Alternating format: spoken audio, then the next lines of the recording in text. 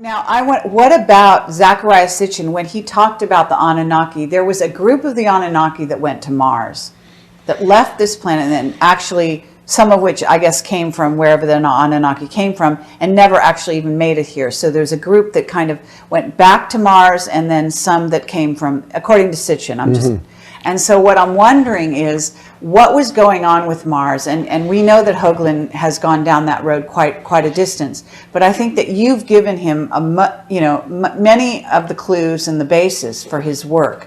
And there's something to do with, now I'm not an expert on this, but I do understand that the positioning of the Great Pyramid and the significance with the association with Mars, and then of course we're talking about Babylon, and Babylon and Mars are symbols for the same thing, isn't this right?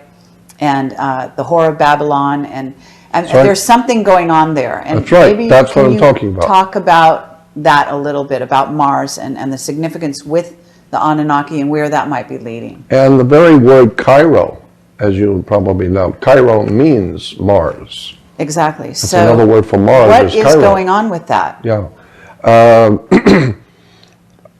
That is a subject which Richard is probably better suited to talk about than I, because I really haven't looked at Mars over and above the general kind of stuff he talks about. But yeah, I totally believe for myself that Mars is inhabited. And I do believe that there's probably humans like us there. What was his name? Quite a long time ago, I had a long conversation in Mesa, Arizona with Virgil Armstrong Postlethwaite. Virgil Armstrong and I sat in a restaurant in Mesa, Arizona many years ago and talked about the people who were on Mars. And Virgil was the guy, from what I gather, was the man who came up with the idea. He was a military CIA operative, and he's the guy that came up with the idea for Green Berets. That was his idea, Green Beret, and he worked with the CIA. And so I loved sitting and talking with Virgil Armstrong.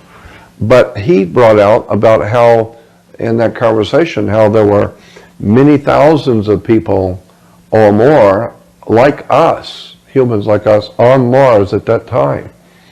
And I would be a bit surprised. What year was this that you were talking about? This was probably 50, that was probably 80,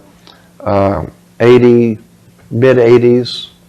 Amazing. I would say 85, 86, 87, something like that. Okay, well that does dovetail also with our experience with our witness Henry Deacon.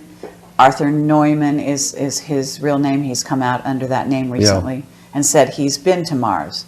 So I'm wondering if you have any information that's come to you about jump gates, about going between planets. Well, yes and no.